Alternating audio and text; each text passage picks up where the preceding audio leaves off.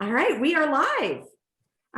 We have a lot of people registered for this webinar, and I know it's because of the panelists that we have on the screen right now. So thank you very much for joining us.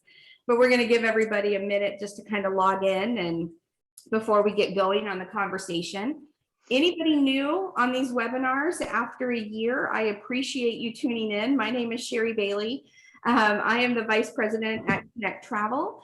And we have been doing these Staying Connected webinars for over a year, just so our industry can keep track of each other. We're used to seeing each other how many times a year, right? I mean, and we haven't in over a year now.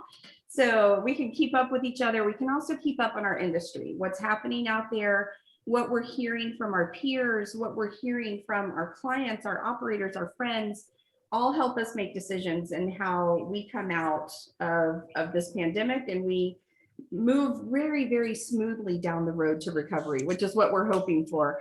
And I think all of us can collectively say that that this is probably the first true light at the end of the tunnel we've seen, that we're feeling really good about it, you know, that consumer sentiment is up. So we're excited. As always, let us know where you're coming in from. Throw your name in the chat, throw your company in the chat so we can reach out and say hello to you. And I see Betsy Cooper from Tour Operator Land has already put her information in the chat, which I love, by the way. And if you are not working with Betsy, she's been my partner in crime throughout this entire year. It's a great program. Royalty-free photos, itinerary suggestions. Reach out and talk to her about how you can get on Tour Operator Land, because uniquely in this time that of us spending a year looking at what we're doing and operators looking at how they can improve their programs moving forward, we've seen a huge spike in usage on Tour Operator Land. So definitely reach out to Betsy. And all of these names I love seeing on the chat. So hello to everyone. But as the number keeps turning for people logging in, I want to get going on our conversation, because we spent, 10, 15 minutes doing a quick chat on how the flow was going to go on this call. And I can't wait to hear more. I almost forgot to press live at 1 o'clock because the conversation was that good. So no pressure, panelists, but I am going to have you introduce yourself, because you can do it much better than I can. So we're going to start with Jennie Bradford. What's going on in Mississippi, my friend? Hey y'all, I'm Jennie Bradford Curlee from the Tupelo Convention and Visitors Bureau, and I am the Director of Public Relations and International Sales for the CVB. So I get to talk to media, pitch stories, and of course invite people from all over the world to come see the birthplace of Elvis Presley. So we are open in Mississippi. Vaccinations are going really well, and we're excited about seeing more and more of our hotels start to fill up and people starting to come back. So I'm excited to be a part of this today. That's great. Thank you so much for joining us. And you have been in the office since May of last year. So you guys went back pretty quickly. And we did. We have a nice open office that allowed our staff of about 10 to come in and work from the office. And of course, that made us so much more productive for the things we were trying to do at the time. And so now we just feel like we've been there forever, but we're all vaccinated and excited to be back at a capacity that we were getting to before the pandemic hit, of course. That's great. Well, I appreciate you taking the time to be with us today. And we're gonna, Joe, if you're all right, we're gonna go ladies first. So Gisa, absolutely. Gisa, please, tell us what's going on in your world. What's going on in my world? Well, I'm Gisa from ATP, Gisa Kusserow-Hanson, ATP Senior Product Manager for pretty much everywhere by now. I'm gonna think you have this one. Well, come on. No, we're all having the same challenges. We're having a little bit less staff at the moment still. A few people still on furlough, and the people that are working amazingly. I have to say, part of this whole experience with the pandemic and having to work with less staff has been very eye-opening, because everybody had to pitch in. The people that did worked put so many hats on and worked in whatever department was necessary. And it was really good. I mean, that caused a whole bunch of crossover and better understanding of each other's processes and I think that makes us even stronger going forward, just knowing exactly what we're all going through, the different type of, and I'm sure a lot of people had that also in the hotels, and the sales directors having to work in the kitchen, whatever it might have been, right? So I really kind of enjoyed that part of it. As sad as I am for people still being out on furlough, but that will end at some point. And yeah, so basically my contracting area has changed a little bit as we're still a limited team. And I'm still doing Florida and all of the southern states for FIT contracting and helping out with tour series and escorted product. But I'm also now added Texas to my plate, and New Mexico and Oklahoma and the Pacific Northwest. So I'm doing a little bit more different areas, and I love that because it's a whole new opportunity to meet new people, learn more about different areas, and really put together some really great packaging going forward And for what 2022. great areas, right? What great areas that you've had added to your plate that you get to learn? Well, I kind of picked. Well, It's like, I like you it guys there, have so picked the I great want the areas, Pacific yeah. Northwest. I love the people in Texas, so I want Texas, and so yes. But hey, everybody's, the U.S. is such a great travel industry, and so many super friendly people, and we're really one big great family of trying to get through this together and brainstorm the best we can. I love it. Well, and that's what these webinars are all about. So thank you for being here. Sure. You can consider this webinar one of your miscellaneous duties as required, right? Yes, no problem. Because we all have those now. Yes. And last but not least, Savannah, one of my favorite places. Joe, what's going on? Well, thank you for saying that. I appreciate it. My name is Joe Marinelli. I am president of Visit Savannah. We also have a secondary organization, Visit Tybee, which is our beach destination, Tybee Island right down the road. I'm happy to report that Savannah and Tybee are wide open and welcoming visitors from all over the region, all over the country, and maybe someday all over the globe at some point again. Like Jenny, we have been back in the office since May of last year as well. And I think I was the first person in the office to have the virus and deal with that. So that sort of set the tone for where we were going. But over the course of the year, we've navigated through different people in the office dealing with the virus, or spouses or roommates or whatever, and have found our way. But Savannah and Tybee are wide open. Business is climbing back quickly, at least Thursday, Friday, Saturday, and Sunday. And we're anxious to get group tour and meetings and conventions back on track again here soon. So thank you for the opportunity. I'm so glad you're here. Thank you for taking the time to be with us today. My pleasure. And it's great to hear that, as we all said, hey, domestic's going to come back first, and families traveling in Thursday, Friday, Saturday, right? It's great to hear that your hotels are filled. Yeah, and that we do know what we're doing a little bit when we think about things like this, and that we were correct that those things were going to come back first. I don't think it will be far off for meetings. We're a company that produces meetings, and we're having one at the end of May. And I think that what we've learned over the last year is that we've learned to live with this now, and we know how to work within it and how to be safe, just like you guys being back in the office last year. So I'm thrilled with that. But I think questions will start coming in, and you please, if you can, use the Q&A box, because that kind of puts them all in one place and we can look for them there. If not, and you put them in the chat, we will find them. It'll just take a little bit longer, but we will get to them. So I'm going to start with a question that is always on everyone's mind. Joe, you said that your hotels were filling up, Thursday, Friday, Saturday. Jennie, Bradford, you said that you have stuff coming back in online. And Gisa, I know you're booking a ton of stuff because you always do.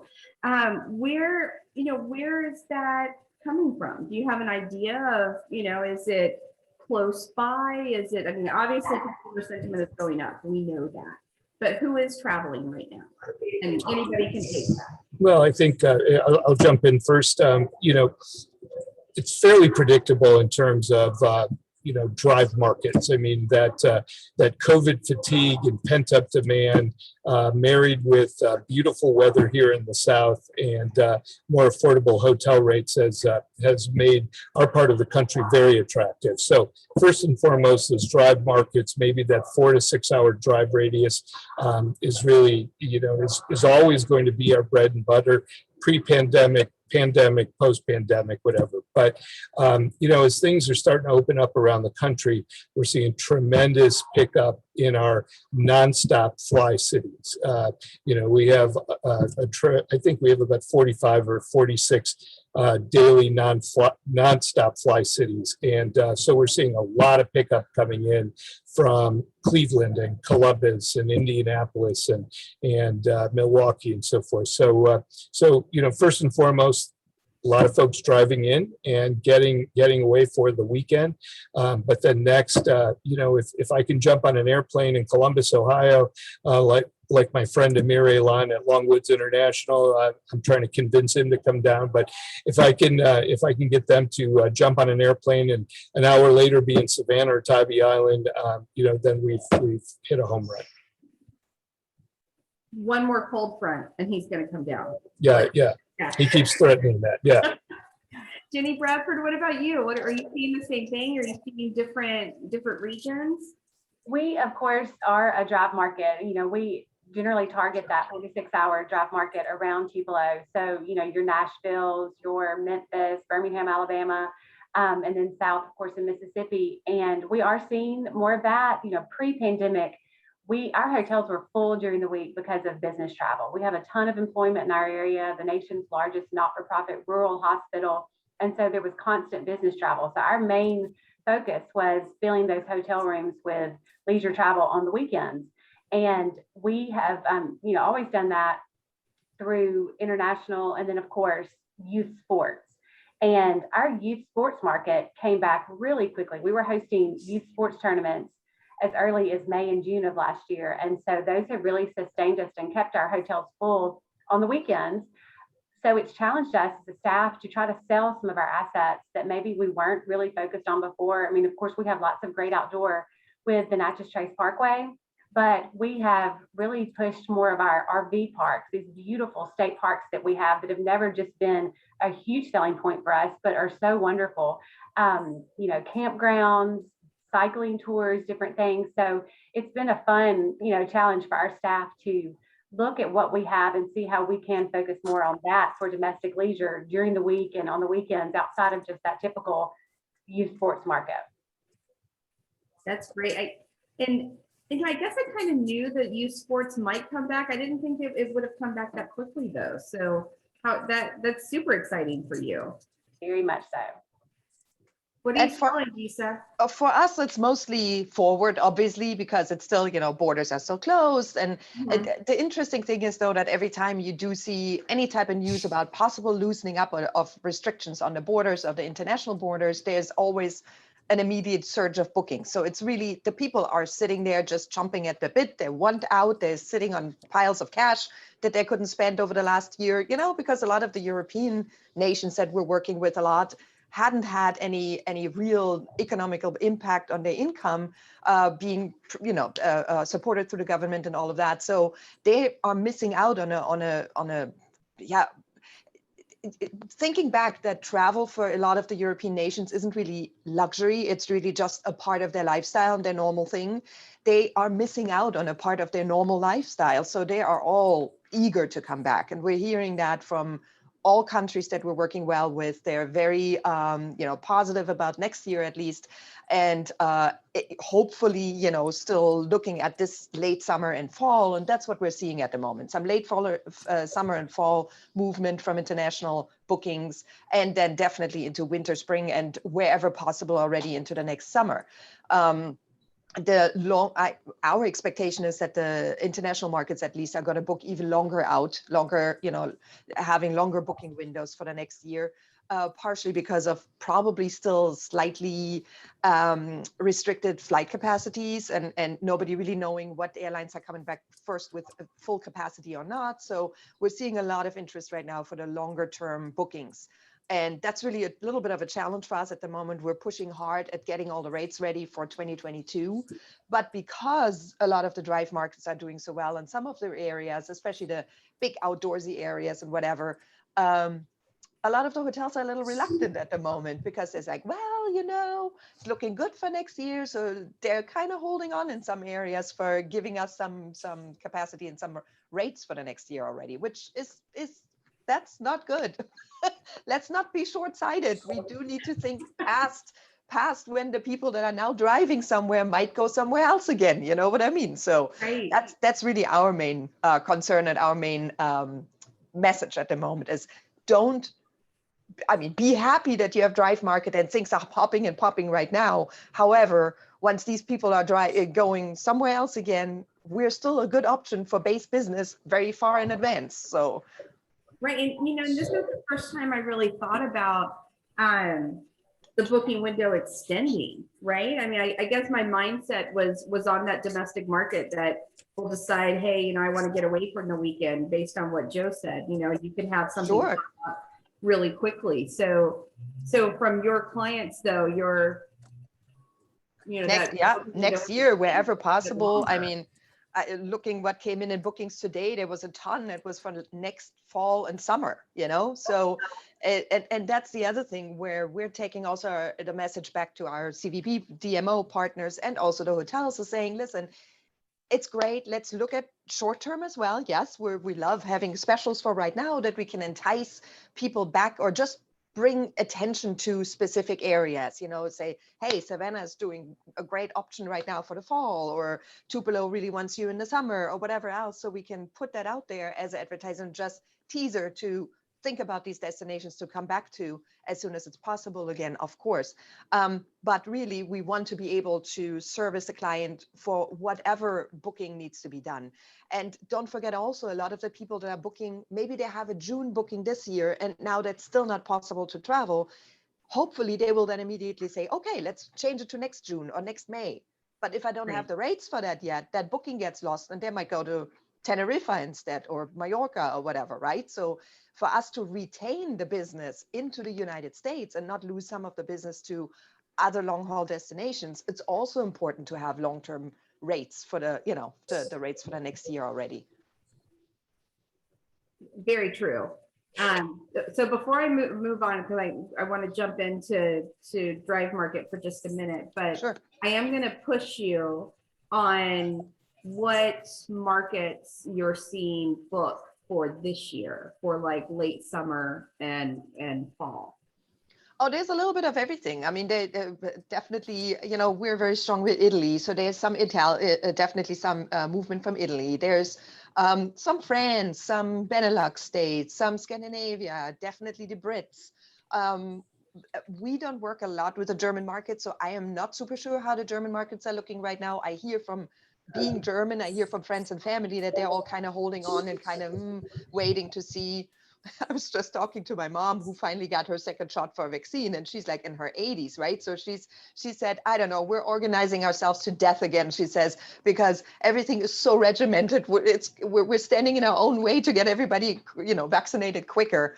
So, that might be a concern right there. I don't know. But yeah, so there's a little bit of everything. And also another market that's always very eager to travel and would, as soon as it's possible, again, also bring some short-term bookings is India. India is definitely eager to travel. They want to get out and have some fun. So that's another market where we're seeing also some movement for next year, but also know that they're willing to come as soon as possible. As soon as possible. My heart is breaking for I know, it's right awful now and what they're going through. Right. So I hope they do get to travel soon and things get back to you. Oh, and one other market I always forget, and I'm sorry for that. The Latin American markets are definitely also ready to come again. They might look at alternative destinations in the Caribbean and some of the Mexican, beaches and things like that right now until they're able to come to the United States again. But we know that a lot of that business would come otherwise into the States. You know what I mean? So they're being kind of stopped at the doorstep at the moment because of the travel restrictions still. But once that is possible, the Latin American markets are also definitely quick to come and short-term bookings as well. Well, we're looking forward to everything opening. Yeah, I know. And welcoming We don't even care. everybody back in. But I wrote down 4 to 6 hours for Drive Market, and a couple of individuals on past calls have kind of talked and hinted that Drive Market has extended. And have you found, and this is for my two name friend, you guys don't know, but I grew up as a Sherry K. Good two name, first name, Southern name, just like Jennie Bradford. So I appreciate another two named friend that I get to talk to today. Have you seen a increase in the Drive Market? Like, is it further out now than it was before? It has. It's talking to our, like I talked about the state parks and those who are booking the RV parks or doing the campgrounds or traveling the Natchez Trace Parkway. We are seeing a little bit outside of the normal 4 to 6 hours that we would. But of course, we're, the marketing that we've done throughout the pandemic has really been inspirational. We focused a lot on, in Tupelo, we call ourselves the center of positivity, because just throughout our history, everything, we've always just come together and worked together, figured it out, and just moved on. And we've really focused on telling that positive story. And now we are moving further into that. Okay, we've inspired you, now come on. And we are seeing more of that, but it's still primarily, I'd say, that 6 hour, just a few outliers there outside of that for now. I talked about the youth sports market. We've also gotten some adult sports that have come in on the weekends. Some of the other major metropolitan areas that have always hosted, say, big adult softball tournaments, that maybe those places didn't open up as fast as we did. Those tournaments have come to Tupelo, and we've been able to put them in our hotels. They've been able to go to restaurants and play their sports tournaments on all of our fantastic fields and things. And so we've gotten to touch some markets that maybe wouldn't have come to Tupelo otherwise. And some of those teams have come as far as Texas and, outside of that 4 to 6 hour drive market. So we just continue to be creative and figure out, if they want to come, we want to make sure that they can get here and enjoy Tupelo safely. That's great. And Joe, are you seeing, you specifically said 4 to 6 hours, which we know it's, Drive Market. I'm a solid 3.5 hour girl. Anything over that is really tough for me. So, but have you seen it extend at all? You see people driving from further distances than would have normally? Yeah, I think it's a good point that you make, and absolutely we have. Most of our marketing focus is on that 4 to 6 hour drive, and then those fly markets that we talked about. But we're so fortunate to have so many great cities and so many great destinations in this part of the country. People want to see Asheville, they want to see Charleston, they want to see Savannah, they want to see Amelia Island and St. Augustine, and on and on. So, now that people have discovered that they can work from their hotel room or vacation rental and then go explore, or their children can go to school in the morning from their hotel room or vacation rental and then go explore a city. We're seeing some of that stretch out a little bit more than maybe what we've had in the past. So I think it's a great point. When you have a lot of destinations sort of on a common corridor like we do here, I think that helps boost the interest in traveling and extending, maybe not necessarily that length of stay in a particular destination, but that length of visit. So, yeah. I have a question that comes up quite a bit on, has the product changed? And what I mean by that is, maybe a hotel, to your point, Jennie Bradford, that was more business travel focused. Do you see, so for the bureaus, are you seeing hotels that maybe didn't do as much leisure that now are engaging in more of it? And Gisa, the follow-up for you would be, are you looking for those products? Are you able to get product that maybe you didn't have before, within this last year to add to what you're doing? Because we've kind of seen a shift in that over the last year. We have, for sure. I mentioned that we are pre-pandemic, we were a huge business travel community during the week. And so we primarily have flag properties in our city. And because of the business travel just stopping, they have had to be creative and figure out different ways, and have been more willing to work with us on filling some of those rooms with leisure, domestic leisure travel for now. And we've seen a few small meetings come back. And so our sales manager, who focuses on domestic motor coach and meetings, has gone to a lot of these corporate groups, these businesses in town that normally would have an influx of business travelers coming in to sell them things. She's worked with them to create these small meetings where they can come in and use our hotels for meeting facilities, where they can space them out and safely host these things. So they have had to shift a little bit in the way they have looked at those types of things. And we do have 3 new properties coming online this year, one of which is our very first independent boutique hotel in Tupelo that we are thrilled about. So all of our international visitors, when they do get to come, will have a new option, thankfully, in December of 2021. So we're very excited about that. That's great. I'm very excited about that hotel too. Because that's really, we as ATP, not as all receptives, but us specifically have always been very interested in that little bit, independent, boutique, unique, luxury kind of property. So we're looking for a lot of that. And those properties, funny enough, have become also a little bit more flexible because they're just seeing less business altogether, right? So I've been able to that's a little bit what I focus on more, is getting more of the specialty product that might have not had the time or didn't really want to even deal with us or whatever.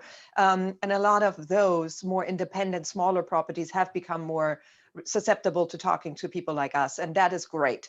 On the other side, where it goes between who is suffering because there's not that much corporate travel, absolutely. We're getting incredible rates at the moment, especially for motor coach and tours and series in some of the big cities that normally don't need it, right? The San Franciscos and the New Yorks and whatever, they're normally busy with everything else, where there's still a little bit of a reluctance, or corporate travel is just not yet decided, and or meetings are not yet booking.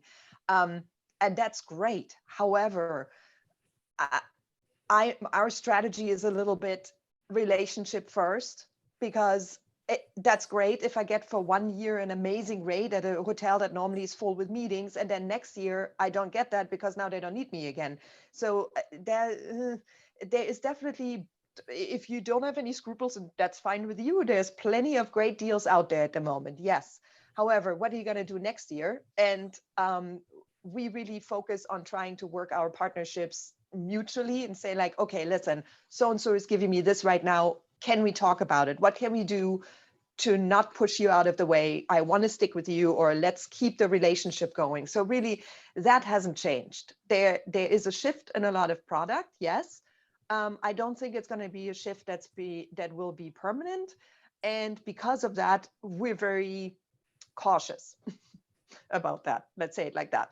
I love that you just mentioned partnerships, because really that's how we're going to get through this, right? Yes. We're going to get through it by working together and by being creative. And so Joe, can you think of any partnerships that have happened, over, certainly the last 3 or 4 months, everyone's kind of moved from inspirational into selling, right? They're like, okay, we're back. People are booking and we can do this. And have you guys had any really cool partnerships with operators or planners or maybe competitors, right? Yeah. That have really pushed the needle on getting your message out there and getting some visitors into the city? Yeah, well, frankly, we've been very, very fortunate. Savannah is a leisure destination first, and so as people have begun to venture out, they're certainly coming. We put a special section on our website for special offers and special deals, and have reached out to our partners for those, and have really been inundated with special offers and packages, hotels, tour trolley companies, restaurants, many of the attractions and so forth. So I think, but we've worked with our partners to try to shift the mentality of our visitors, especially because so much of it is leisure, to visit here on Monday, Tuesday, Wednesday, and convey the message to them that the Savannah experience is the same on Monday, Tuesday, and Wednesday as it is on Friday, Saturday, and Sunday. And so, you know, we're trying to help the hoteliers out a little bit by promoting both parts of the week, right? We know people are going to come Friday, Saturday, Sunday, but if we can convince some of them to come Monday, Tuesday, Wednesday, then we all benefit. So we're building packages and making special offers and deals that promote the early part of the week versus the weekend. And if I can jump in on that, it's you know, there where we're leaning on our DMO partners and our CVB partners is really on that, is help us make connections between you and another city, right? Because I mean, for me on the international side, I would say 80% of the people will not come to just one destination. They will travel around. They will have packaged fly dive tours or escorted tours or Just like we do little when groups. we go to Europe. Right. I mean, Yeah. we don't just go to Rome, right? We do everything. So it's the same here. And I think that's more important than ever, especially if a city has a preference, like what Jennie Bradford just said, if you know, Tupelo is busy on the week, but not so much the weekdays, but weekend, but, you know, Nashville is the opposite, then work together. Try to figure out, you know, how can we promote it together as a you know, combination of destinations that make sense on an itinerary. And I think a lot of that has happened, not just through the pandemic, it always has happened, but now I think that focus is even more important because that's really where we can all work together, say like, okay, what do you have that makes sense already from your perspective, and how can I fit that into my programs and push it out there to the international traveler, you know? And I would think, you know, based on what Joe said, I would think that if you were told, hey, I can get a better rate Monday, Tuesday, Wednesday, you would be able to kind of, not all the time, but sometimes shift, you know, groups that are coming in and kind of shift the itinerary around so it worked best. Absolutely. We do that all the time, especially in the group and series side, you know, where we know exactly, so that city is doing this and this city is doing that, and then planning the itineraries around it. It's a little bit harder for the individual traveler. However, if we're aware of these things, then we can make note of that to the client so they have full information. And that's where we come in. We can push that information out to them. Nice. Have you guys seen a change in what people are asking for? I mean, it kind of goes hand in hand with what we're saying. There's new hotels are jumping into leisure and doing things they didn't do before. But are clients specifically asking or searching your websites for outdoor destination or outdoor activities, or, you know, has that changed, you know, just overall on what they want to do when they visit? And not just, and I think, again, that's a trend also from pre-pandemic already, where we saw a little bit of a shift, at least for us, an interesting shift in certain markets that was much more leisure package. They wanted to always be together. Then it was a phase where everybody just wanted to do completely their own thing and don't talk to me. Now it's back to help me make the most out of my vacation. And that's really where we're seeing it at the moment, but it started already pre-pandemic, where we have a younger generation that is now starting to travel, that we're seeing a lot of Europeans that are coming over here that don't have a driver's license anymore. They don't make a driver's license, be it for green reasons or for laziness reasons, I don't know. But, you know, there's a whole new generation that doesn't want to do the road trip. They need a different way to travel. So that forced us into putting together a couple of really interesting and new and different type of package product that didn't exist before. And then just that I want to be taken care of, that has increased through the pandemic. I want to be safe. I want to know where I'm traveling, I'm being taken care of. I don't want to sit in the middle of the road and not know where I'm going next.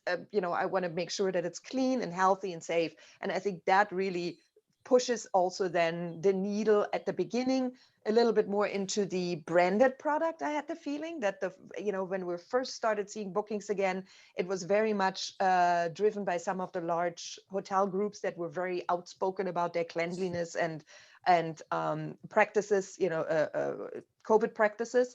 And then the other thing was the exact opposite. They just wanted to have RV parks or glamping or outdoor. All the national park lodges are hopping. They're booking like crazy right now. But that is just even more so than before. totally booking like crazy because I've mentioned this before. I'm the kill the curve road trip girl. My mom wants to get in an RV and go to the national parks. I live in Florida. So that's totally kill the curve on the road trip. But I can't find a space. There's no spaces in the national parks right now. So we're going to plan that for next year, and maybe there'll be some openings again. I'm curious as to what Jennie, Bradford, and Joe, what you're seeing like when it comes to searches. Is safety like number one? Is that the number one, or has it moved back into experiences? Or, you know, for a while there last year, it was all about safety. What are you doing? And to your point, Gisa, you know, here are my protocols. This is what's going on. This is how I'm going to keep you safe. Is that still number one for searches in your destination, or has it kind of, hey, I'm a little more comfortable with it now, so I'm shifting more into what cool things I can do? Our Eat page, our restaurant page, actually just overtook our resource page that has all of the COVID updates and our health and safety protocols and all that. So we were thrilled to see that analytics pop up recently. Nice. Yeah. And I agree with that. I mean, again, our research, you know, we tap into all the tourism research portals, Longwoods International Destinations Analysts and so forth. And so we've watched the safety page just skyrocket. But I think to your point, Sherry, now we're beginning to again see the evolution back to the experiences.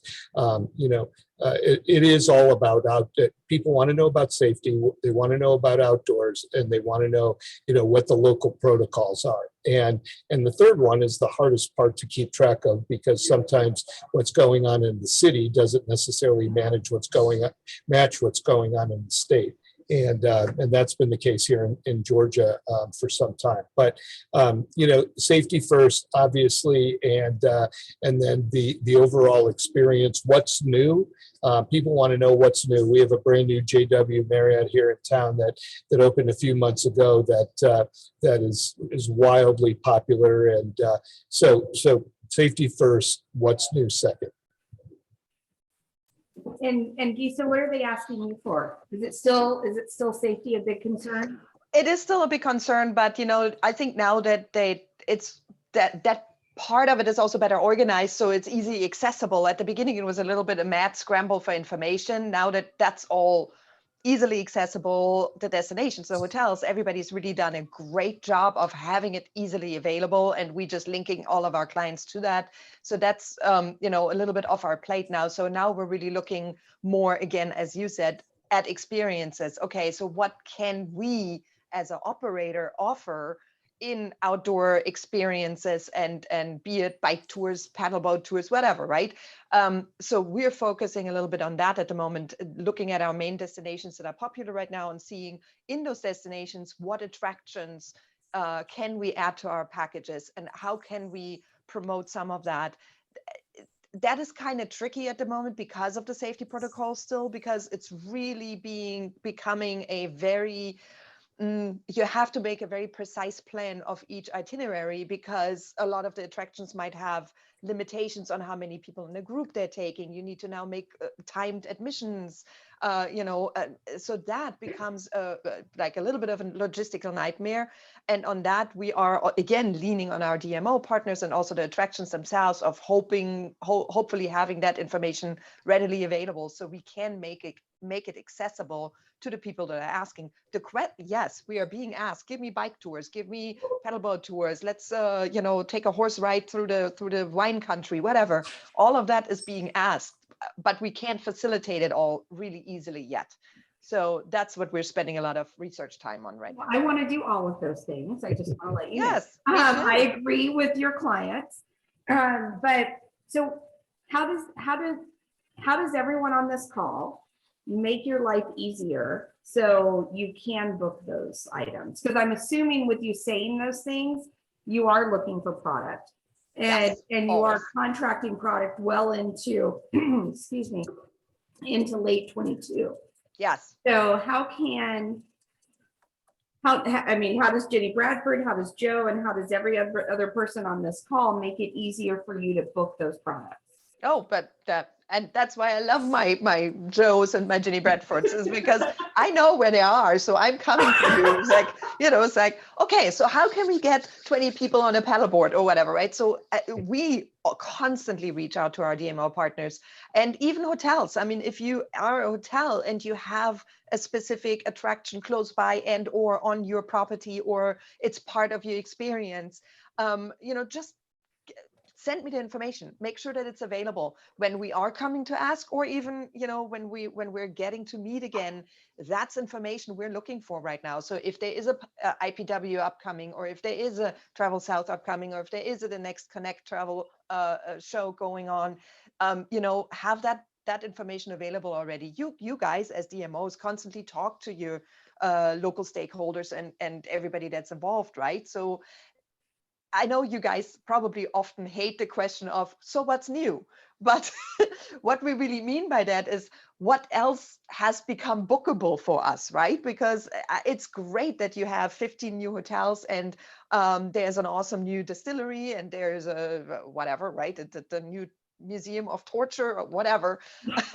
I want to see it all, but can I make that part of packages that I can sell to the international markets is always the second question. So yes, we're trying to be as flexible as possible to involve more variety of experience product into the travel packages that we're offering, as long as there is a way to book it.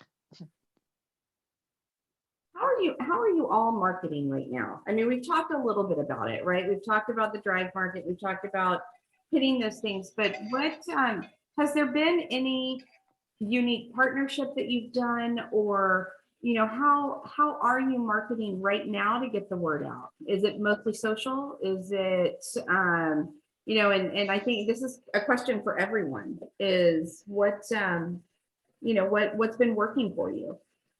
I can do that. Oh, go ahead, Joe. Oh, please, Gisa, please.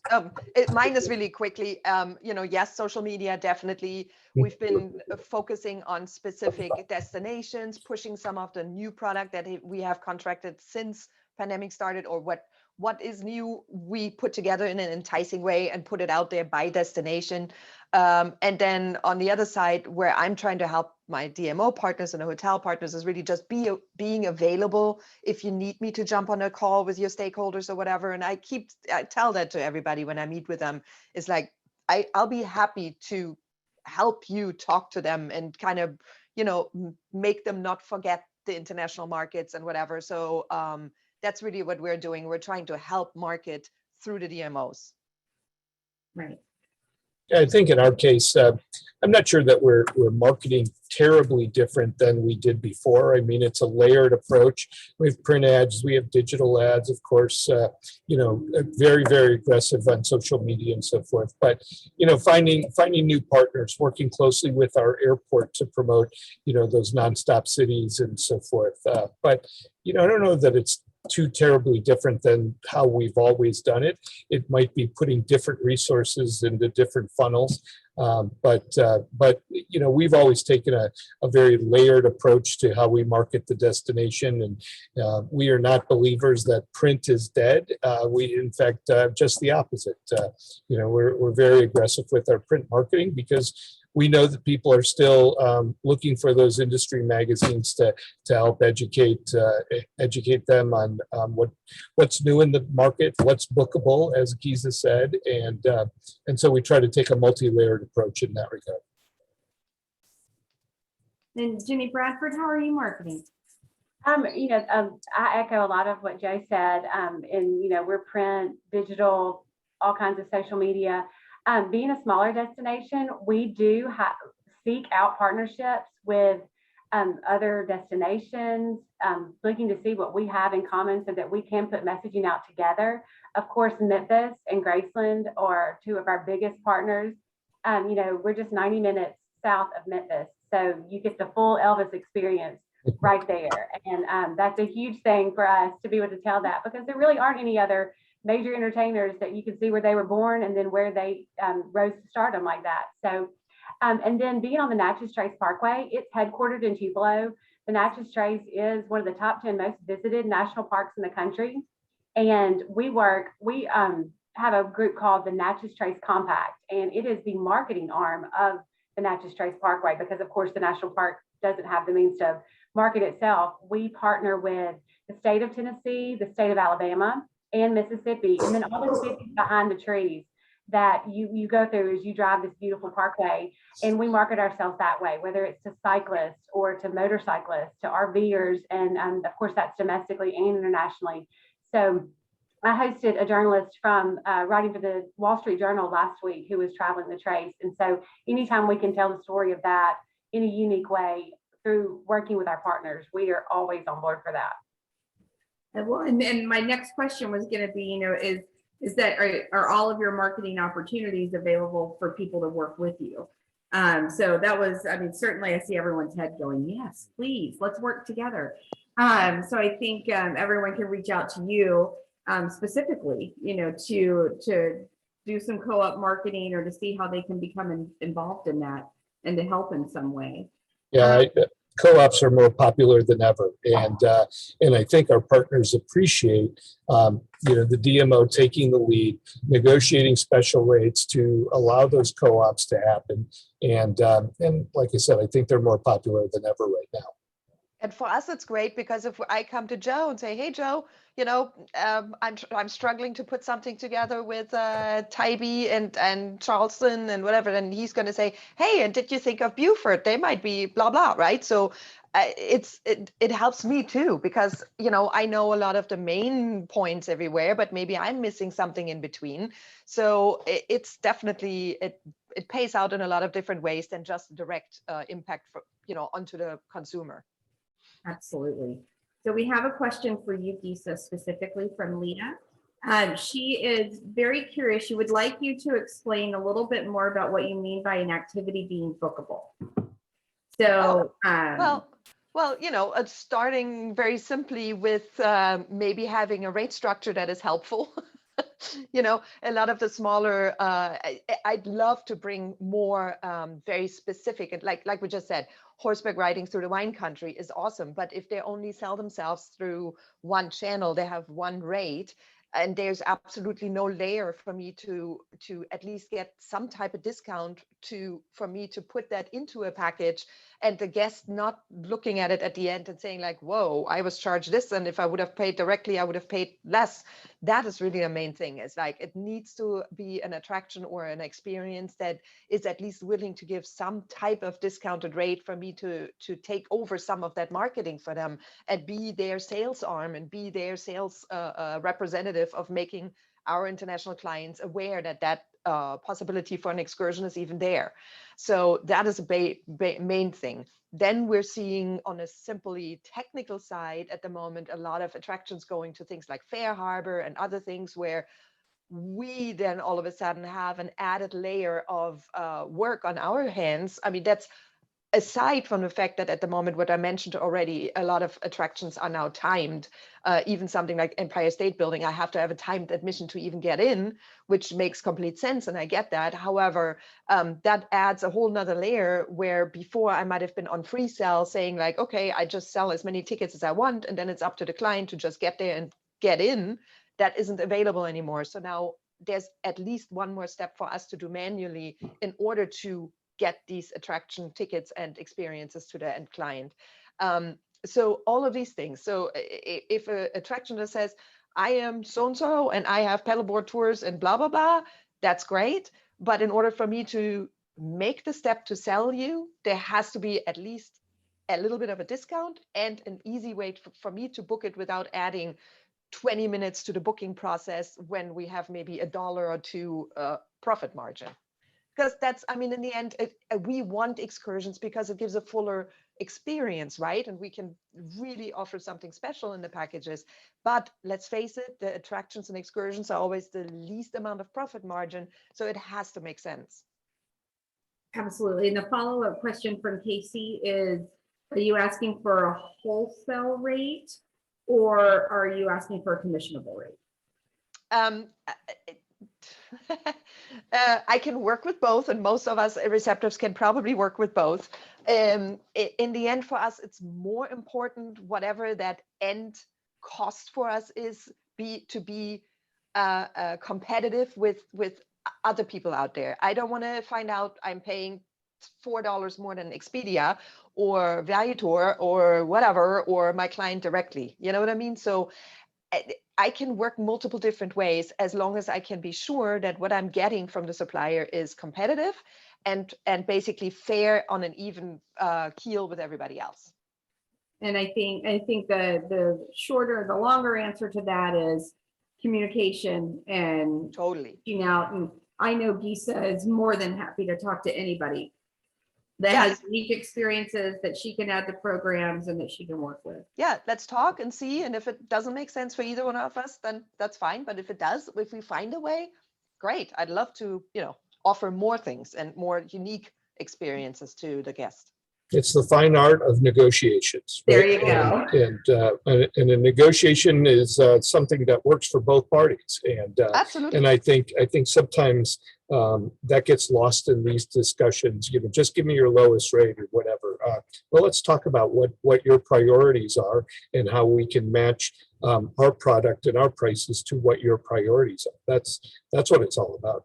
That, and also just the uniqueness, you know what I mean? I'm more than willing, even with little inns, little historic hotels, whatever it might be, they might go like, oh, scary international rate, much too low, whatever. No, let's have a talk and see if there is some type of layering that we can work on, where it is more important for me to be able to offer you, because you are a very unique product, then the rate is necessarily the first concern. So there is never just one answer for anything.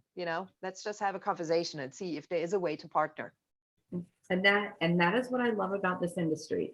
Yes. And why I've been in it for my entire career is because of that, of relationships and conversations and figuring out how to work together. Right. Now, before I told you guys this would go very quickly, and we have like 8 minutes left, but we do have a question from James that's specifically for Joe and Jennie Bradford.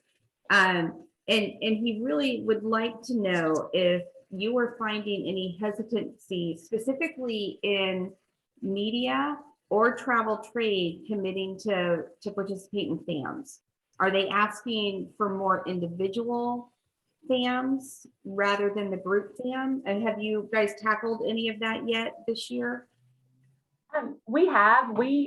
I hosted more media in the month of April than I have since the pandemic started. It was really exciting to actually get to start hosting again, all individual. We are not seeing any interest in group press trips, and we work through our reps, of course, through Visit Mississippi and the Memphis and Mississippi partnership to bring international media and travel trade. And we just, none of that, of course, is happening yet. But it's exciting to see journalists wanting to come back and see the destination and experience it. And I feel like we're adding more layers to it, just making sure that everything that we normally pitch and sell, that they can experience, have that exact experience that we're promising. And of course, all the health and safety protocols and all that. I feel like it'll be a little bit before we see the group press trip for sure come back. But one thing, I actually had a call with my PR agency yesterday, and one thing they pointed out is that they're seeing pockets of journalists, maybe 2 or 3 or 4, that have traveled together and are comfortable traveling together and have been vaccinated. And so that, group press trip of 5, 10, 15 is, you may just get those little pockets here for the next, 6 months or a year, but hopefully that group press trip will come back sooner than later, and especially the FAMs internationally. They will come back. We know they will. Yeah. And I agree. I agree with everything that Jennie said. I mean, for us, it's just beginning to come back, and we felt it more so in March and April, which makes sense.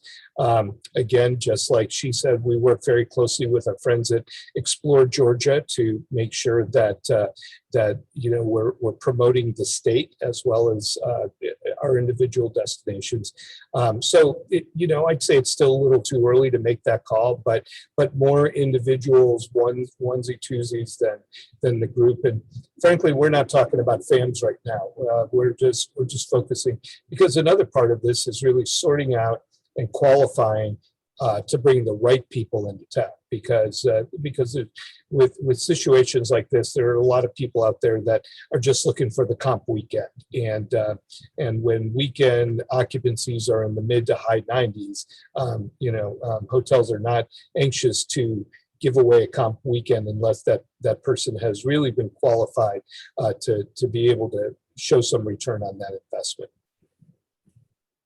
And this is a question for everyone. It was specifically asked of journalists coming in. You've hosted so much, Jennie, Bradford, but what are you guys even considering requiring proof of COVID tests or proof of vaccinations? I know, Joe, you're not focused on FAMs right now, but as they do start coming back, have you discussed that or thought about requiring them, or Gisa, what's going on at ATP? Are you talking about requiring vaccinations to travel? Any conversation like that? We haven't really picked it yet because we don't, I think we're going more by what the country as an overall does and what the countries do that they're coming from, that the guests are coming from.